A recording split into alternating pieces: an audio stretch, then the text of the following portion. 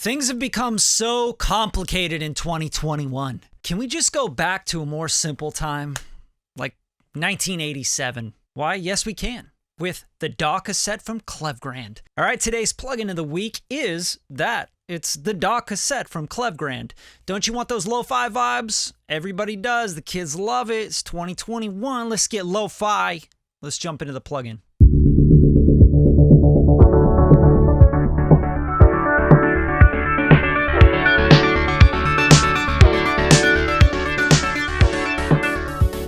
All right, you're looking for the 80s, the 90s even? I know I had a cassette tape player in my house, in my car, basically everywhere I went. I even made mixtapes and tried to record off the radio. I had like the dual cassette player on my boombox, etc. So now I'm going back to these simple times when, you know, we would take a Tascam 4-track recorder and record our whole band, and that's how we made records, right? So I'm going to show you this DAW Cassette by Clevgrand. I think it's a really, really cool, fun, colorful plugin, and I use it on a lot of different things. I'm writing some records right now, and this is kind of like indie pop, synth pop stuff. So I'm going to show you kind of some stuff I do with it on synths. You can even do it on vocals, background vocals, how it works, the tape quality, head quality, all this stuff, all the different functions of the plugin, because this is the plugin of the week. And if you haven't already, subscribe to the channel for more plugin of the weeks and smash the like button. Show some love, drop a comment, turn on notifications, all that stuff, because that's what you say when you're on YouTube. That's what YouTubers do, I guess, you know. So let's jump right into it. Let's look at the screen here. I'm going to play you a little bit of the song, show you kind of the vibe. It's a little bit of a throwback vintage vibe, and obviously the DAW Cassette being kind of a lo-fi vibe, it works perfectly on this. So let's play it back a little bit for you. Calm down for the afternoon. Keep giving that attitude. Stolen love, it's stolen love.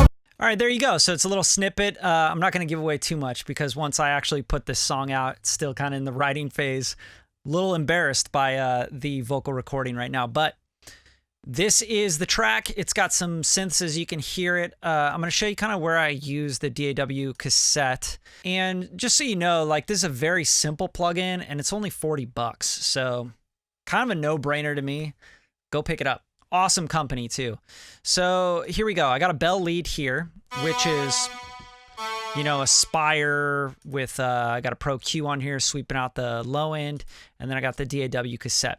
So there's a couple functions here. I'm going to just run you through them. There's the tape quality, head quality, and the motor quality. The tape quality, you basically bring this down, you're going to get more degradation. If you bring it up, it's going to be like really nice, pristine tape quality, whatever that means with a cassette deck, right? So let's just hear this soloed out on the bell lead, and I'll bypass it in and out for you.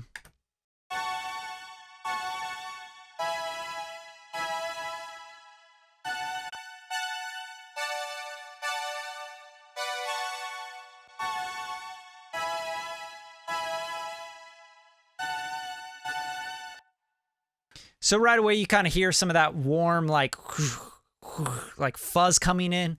I think that's really cool. Kind of gives it weight. It also kind of gives it a vibe, right? Makes it fit in the track a little bit better too. It's not as like super clean and pristine. And that's what this plugin's really good at, is just kind of like dirtying up a sound.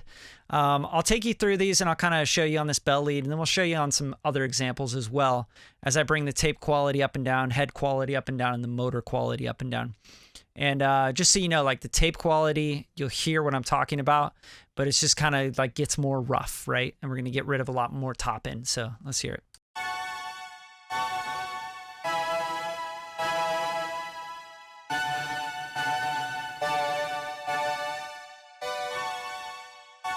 So right away, you'll hear more distortion elements. You'll hear like the tape is kind of breaking up more, right? So that's what the tape quality does. And then let's listen to the head quality.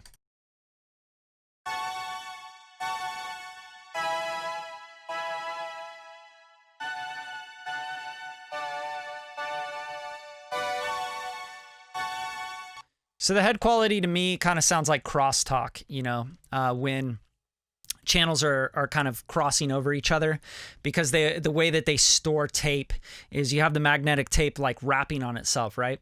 So if the tape gets older and it bleeds through the tape, you get crosstalk of the other channels, right? So that's kind of a cool vibe, but it almost like mutes it out a little bit more. The volume goes down and then it becomes like more muffled, right? So that's what the head quality kind of does. And then lastly, let's listen to the motor quality. And you'll notice the motor quality is kind of like wow and flutter to me, to my ears.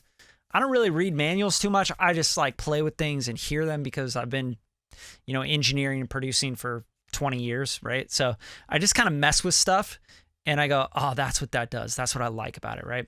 So the motor quality for me is like wobble, basically. So here we go.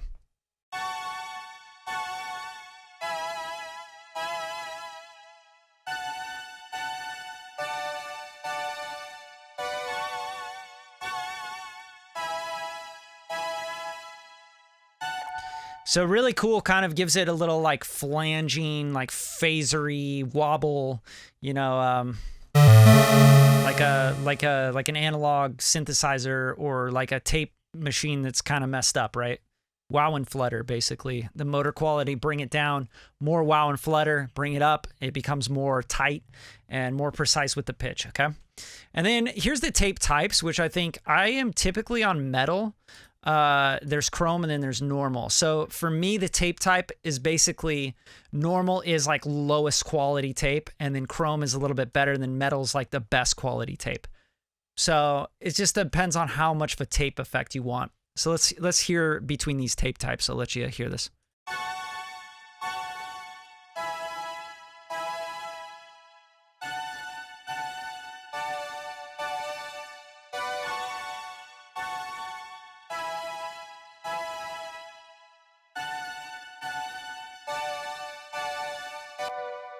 So to my ears, it has a lot to do with the high end, the width, like stereo imaging and stuff.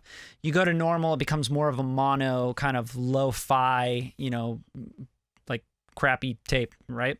And then you go to metal and you kind of get your high end a little bit more back. So I'm typically on metal unless I'm really going for an effect, right? But I use this as a mix tool a lot of the times. Like if you bypass in and out, you're going to notice like a lot more high end and like pristine, and then you put this on and it just kind of gives things a vibe. It feels like it's going through an analog synth rather than a Spire plugin, right? So it's like instant vibe for me. And then of course you got input gain, output gain. You can really like push the input and take the output down, and I'll show you some of that. And then you got a dry wet mix. But let me show you the input output gain and kind of how I freaked out a little bit.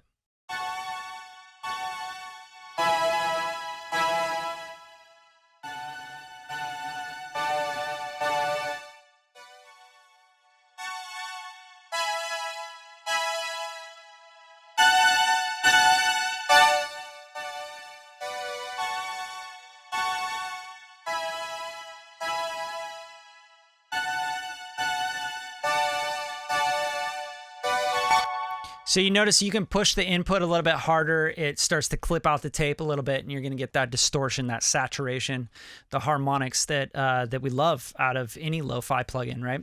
And then just kind of adjust the output towards what you like. If you want it really clean, just leave the input gain kind of lower and then bring the output gain out. And then you can mess around with tape types. You can mess around with the tape quality, head quality, and the motor quality.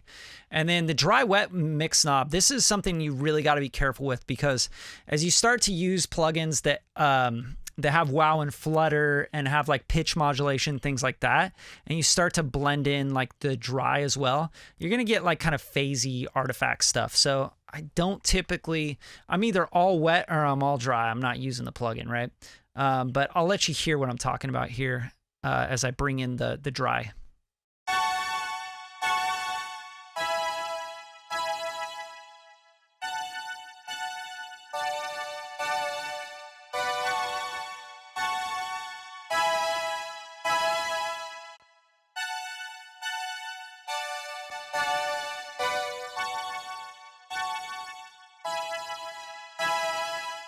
So you notice the low end kind of starts going away, the phase of it starts going away, and the sound becomes really like kind of thin and phasey, right? So I don't really recommend using dry wet mix if you're going to use like a lo-fi plugin, especially nothing with like wobble or like tape saturation kind of stuff. Like unless it doesn't have anything to do with the time domain, right? But once you do that, once it starts messing with pitch or time and you're blending in the wet and the dry, you get like phasey artifacts, it phases the sound out. I don't really like that, so I just use it wet 100% most of the time. So that's the breakdown of the plugin. Now let's listen to it on some other sources, because I mean, this plugin is just like so cool to me. Like it just instantly, if I want to vibe, and especially with a track like this, kind of has a little bit of a vintage 80s, early 90s vibe. It's money, right? So let's hear it on another synth here. This is like more of a padded synth.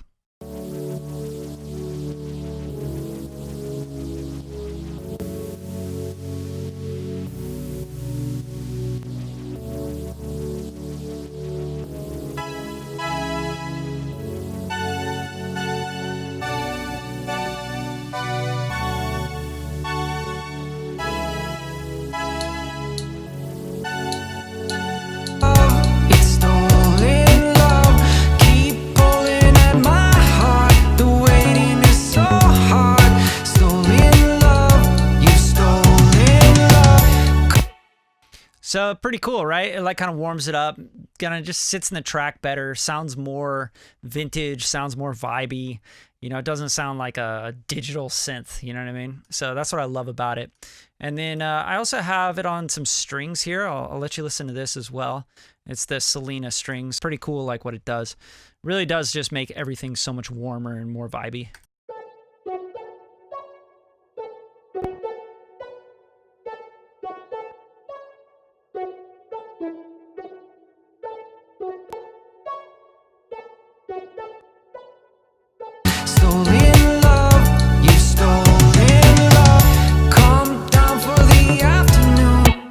And then lastly, let's try it on the vocal, right? These are pretty rough vocals, but you know, I usually just start with a chain, and this has a ton of stuff on it.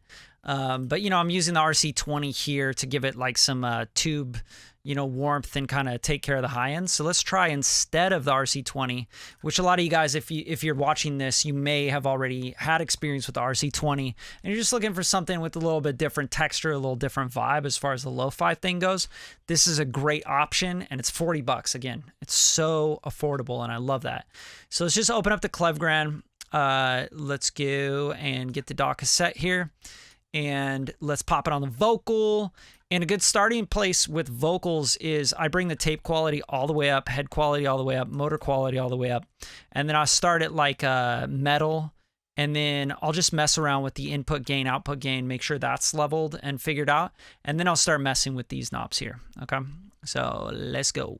Come down for the afternoon, keep giving that attitude, stolen love, it's stolen love.